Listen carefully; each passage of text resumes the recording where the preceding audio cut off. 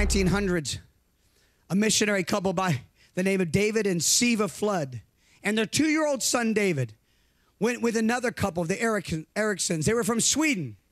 Wonderful church there that was sending missionaries down to Africa. And this is when Africa was predominantly unsaved. Around the turn of the century, last century, only about 1% of the population of Africa was born again. And so they were down there. They went down there and they gave up everything. Siva was a famous singer, well-known, beautiful young lady.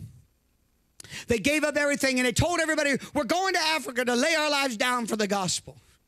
And they went down to the Belgian Congo, which is now Zaire. And they got to the mission station and, had to travel on a long ship ride to get down there. And when they finally got down there, they were all 4 of them, handed machetes. And with their 2-year-old son strapped on their back, they began to chop through 100 miles of jungle to get to this tribe that had never heard the gospel. When they finally got there, and on the way there, they all 4 caught malaria. And when they finally got there, the tribal people rejected them, would not even allow them in the village. They said, if we let a white man in our village, the gods will curse us. So they proceeded to a second village they had heard about that was not too far away. And they chopped through the jungle to get to the second village, and they had the same rejection. Those were the only 2 villages in that part of the jungle, so they had no choice but to make a clearing, build themselves some huts, and try to survive. While they were there for 6 months, they had no access to the tribes except for one little boy who would sneak out of the tribes. Thank God for children. One little boy who would sneak out of the tribe and bring them some fruit and bring them some food, and they would share the gospel with this little boy. And they prayed with him. Well, after 6 months, the Ericsons turned to the Floods and said, we've got to go back. We've got to go back, and it's not working. This is no good. We need to go back to the mission station. But now Siva, her malaria had gotten much worse, and she was 3 months pregnant with her second child. And David, a man full of faith and power, he said, no, I want my child born in Africa. I've come to give my life here. Well, the Ericsons went and left their David and Siva Flood in the jungle by themselves. 6 months longer went on. The malaria continued to get worse. Siva gave birth to a beautiful little girl they named Ina. 1 week after she was born, Siva Flood died. There is David in the wilderness, in the jungle by himself with a 2-year-old and a brand new baby. Can you imagine? God, we've given up everything to come and be missionaries, and nothing's happening. We have nobody to witness to, nobody to share with. And now, he said, once he buried his wife, he cried out in a rage. He said, why did you allow this, God? Why did we came to give our lives? My wife was so beautiful, so talented, and here she lies dead at 27. Now I have a 2-year-old son I can hardly care for, let alone a baby girl. And after more than a year in this jungle, all we have to show for it is one little village boy who probably doesn't even understand what we've told him. You failed me, God. What a waste of life. David hired some local trackers and tribes people to help him get back to the mission station, plow through the jungle 100 miles. He got back to the mission station, and when he found the Ericsons, he blew up in a rage. I hate God. He's ruined my life. He's killed my wife. He took his little baby girl, Ina, and he handed it to them, and he said, you raise her. I can't even handle her. He took his boy David, went back to Sweden, started a business. If anybody would ever bring up even the name of God, he would blow up into an utter rage. He quickly became a drunkard, anger, and full of bitterness and rage. Well, Ina was now in the hands of this couple, the Ericsons, and not very long after, they were poisoned to death by local tribal leaders. Now this little girl was left there, and she was handed by the locals to another missionary couple from America, the Bergs. They raised her there in Africa, and she was pretty lonely and didn't have many friends, and so she would often have imaginary friends, and she always imagined she had 4 brothers and 1 sister.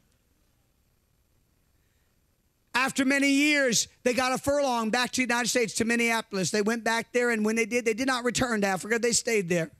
Ina grew up and married a gentleman by the name of David Hurst. David became the president many years later of Northwest Bible College. For 40 years, she wondered about where her father was. The Bible college actually finally bought them tickets for both of them to go to Sweden to try to find and search out her father. So on the way to Sweden, they stopped in London, England. Had a few days there in London, and she heard about a Pentecostal meeting being held at the Royal Albert Hall. She was all excited, so she went to see it, and she saw this black man preaching. And he was talking about this incredible revival in the Belgian Congo, Zaire. This amazing, amazing move of God that was going on down there. And so she was so excited knowing that she was born there. She went up to the man afterwards and she said, oh, sir, I know the place well. Did you ever hear of the missionaries named David and Steve Flood? Well, this black man began to cry. He said, yes, I was a little boy that would sneak into their little huts and they shared Jesus with me. And now I've led 110,000 people to Jesus. We've launched 32 mission stations. We've started multiple Bible colleges. We even have a hospital that has 120 beds. He said they had a little girl right before they left. Her name was Ina. Do you know anything about her? She said, I'm her. While she was there in London, she discovered that her father had gotten remarried and had 3 more boys and 1 girl. The 4 brothers and 1 sister she always dreamed about. She made contact with them when she arrived in Sweden. To her surprise, there 3 of the brothers were waiting for her in the hotel that she had never met. She was so excited. She said, but oh, where's my older brother David? And they pointed to a gray-haired, decrepit-looking man sitting in a chair, a drunkard. He's over there. She went over and talked to him. Began to talk, then they also met the sister. She began to talk about, where's father? And they all spoke nothing but evil about the father. They had such rage and bitterness to the father. They all said, we have not talked to him in years. She begged them, and they finally decided, well, we'll show you where he lives. So she went over to her father's house. And then when she went over to her father's house, she was let in. There, the 73-year-old man with cataracts had suffered a stroke. Suffering from diabetes, body is dying, riddled from alcoholism for decades. She came up to him. She said, Daddy, I'm your little girl. I'm the one you left in Africa. The old man turned and looked at her. Tears formed in his eyes. And he answered, I never meant to give you away. I just couldn't handle you both.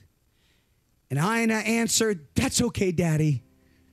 God took care of me. Well, his face became darkened. He blew up and he said, no, he didn't. God didn't take care of you. He ruined our whole family. He led us to Africa and then he betrayed us. Nothing ever came out of our time there. It was a waste of our lives. And I just said, oh, no, Daddy, you don't know. You don't understand. That little boy, God saved him, and that little boy became a mighty evangelist, and that little boy has led 110,000 people to Jesus. The Holy Spirit fell on that man. He began to cry, oh, God, forgive me. Oh, God, forgive me.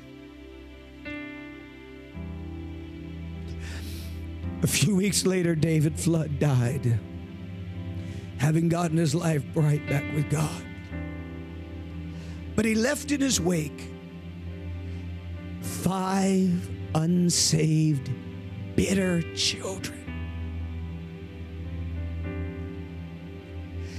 Because, see, when you're mad at God, it spreads. It poisons.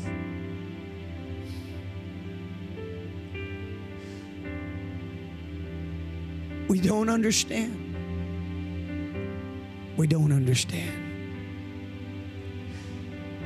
But we can be sure of this. He who began a good work in you shall bring it unto completion. Come on, we can be sure of this. If God be for you, who can be against you?